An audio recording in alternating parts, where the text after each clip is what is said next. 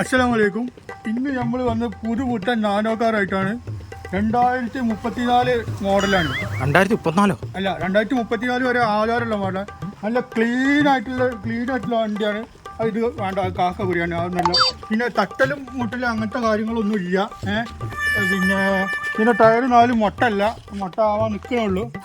എന്നാലും വേണ്ടില്ല. അത് ഡോറ് തുറക്കാൻ ഇറക്കലത്ത് ഇങ്ങനെ കഴിയും. അതിൻ്റെ ഉള്ളിൽ സാധനങ്ങളുണ്ട്.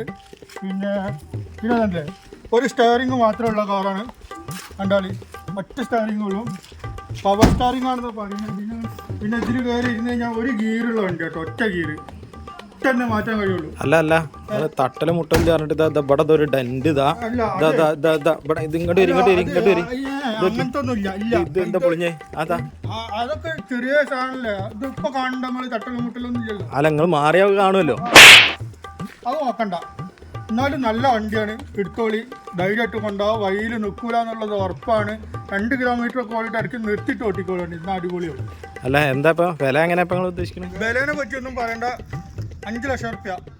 5? ഈ പേര് ഇതിന്റെ കൂടെ കൊടുക്കണ്ടോ നിങ്ങള്? ഇല്ല ഇത് ഈ വണ്ടി മാത്രമേ ആണെങ്കിൽ നിങ്ങൾ പറയുകയാണെങ്കിൽ ഒരു 2 റുപ്യ.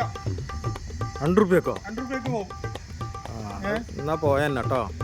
അല്ല സത്യമായിട്ടു നിങ്ങളായതുകൊണ്ട് നമ്മൾ ഒന്നും പറയുന്നില്ല. 80 റുപ്യ ലാസ്റ്റ്. അപ്പത്തെ ഞങ്ങൾ 25 പറയണ. അതിന്റെ മുന്നേ വന്നോളി. ഇന്നാ നമുക്ക് കച്ചവടമാക്കാം. 80 25 പറഞ്ഞാൽ നിങ്ങൾ 80 തരാന്നോ? നിങ്ങൾ ഒരുമാതിരി പരിപാടി ചാവി കളഞ്ഞു കഴിഞ്ഞു.